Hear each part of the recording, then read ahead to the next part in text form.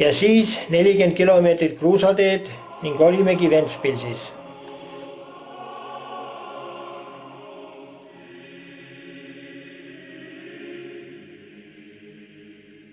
Selles linnas on vaatamist nii palju, et siin olemiseks peaks varuma terve päeva. Kuna meie aeg oli aga piiratud, siis otsustasin tutvuda põhiliselt vanalinnaga ja Jõeäärse Ostase tänavaga.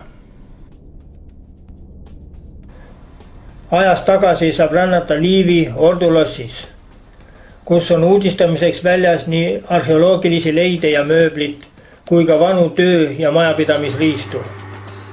Vabalt saab seal hakkama ka ilma giidita, sest arvutiekraanidelt võib iga huviline lugeda linnast ja lossist just nii palju ning seda, mis teda huvitab. Lossi viimasel korrusel on monitor, millele kuvatud katusekaamera pilti saab ise juhtida ja sel moel heita pilku peaaegu kogu linnale.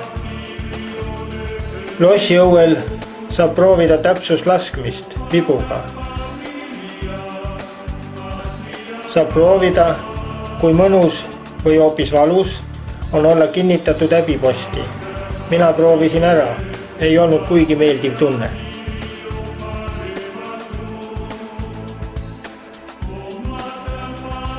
Igal aastal maikuul toimub siin ka rahvusvaheline lüütiturniir Maipidu.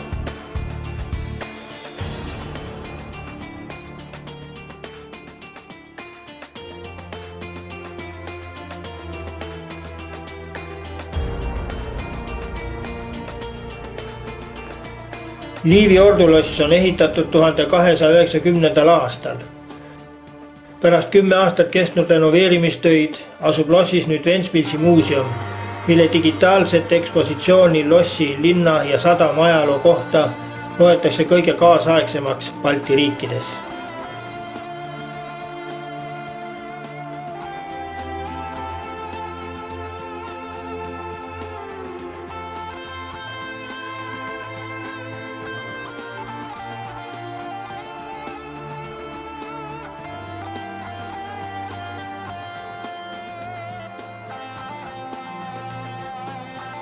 Lossis võib püsinäitustena näha skulptuuride galeriid viirastuste kelder, vangla ekspositsiooni nimega Kroonileib, väljapanekud käsitulirelvadest ja nende laskemoonast ning veel palju muudki huvitavat.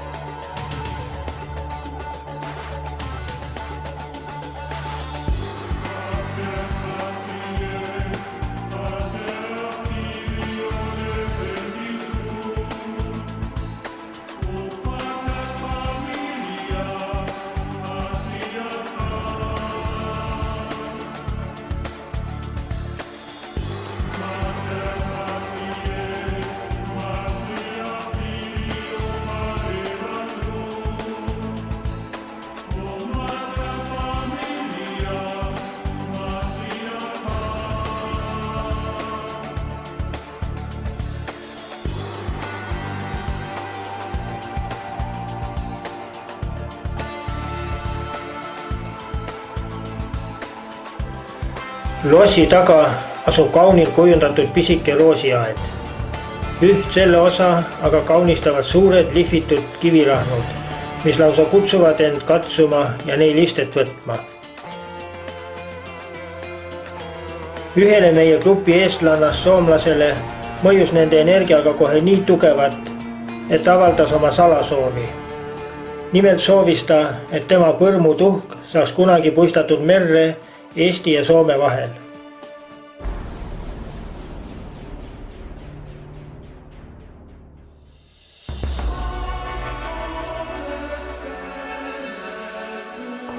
Ventspils asub Läti loodeosas Läänemere rannal Venta suudmest. Samanimene jõgi on andnud ka nime kogu linnale.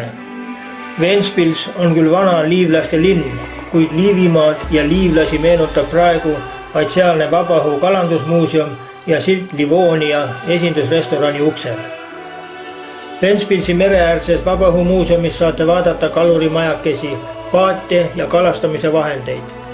Siin on ka tuuleveski ja kitsarööpeline raudtee väikerongiga, mis sõidutab külastajad muuseumi territooriumil.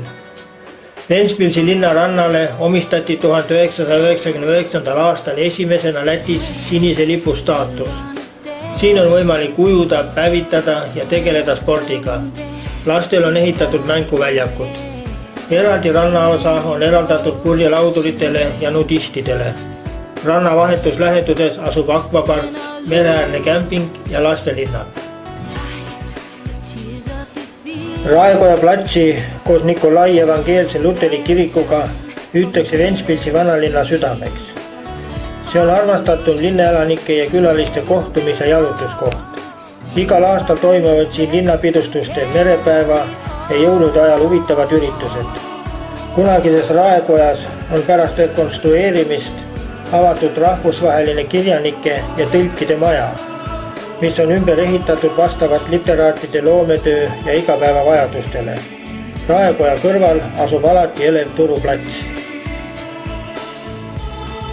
Kuna siinsamas platsi kõrval asub ka Nikolai evangeelne luteri kirik, otsustasin sinna pilgu sisse heita. Parajasti toimus siin jumalateenistus, mis oli iseenesest nii kaunis ja ülev, et jälgisin seda oma veerand tundi.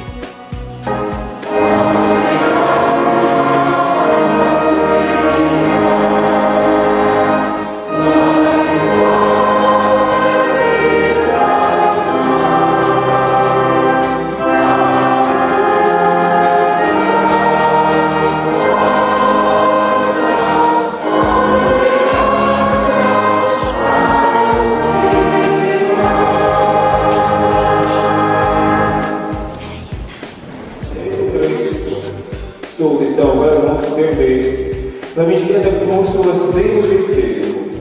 Sveiki arī caur savu garušo maizi un vīnu, zemes augļus un cilvēku darba dāvanas, ko mēs nesam tavā priekšā.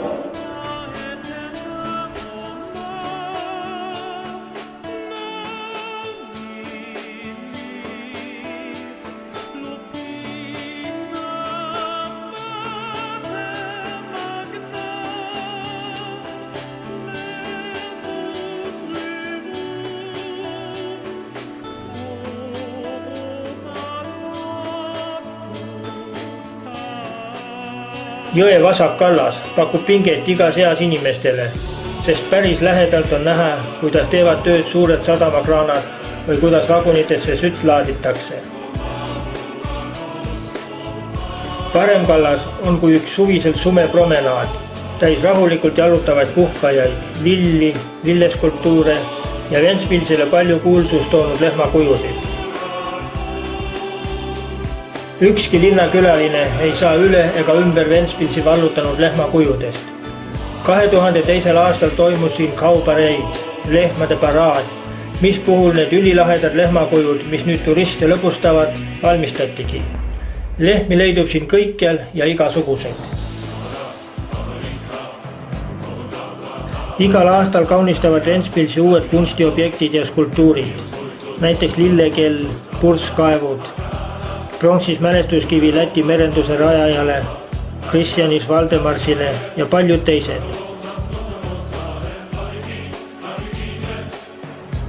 Võib vaid imestada lätlaste virkust, sest kes jõuaks kokku lugeda kõiki sillutisi kive, mis maha on pandud. Värvilistest kividest on laotud mitte ainult kõnniteed või platsid, vaid pikad linnatänavadki. Erinevaid üritusi toimub Ventspilsis aastaringselt.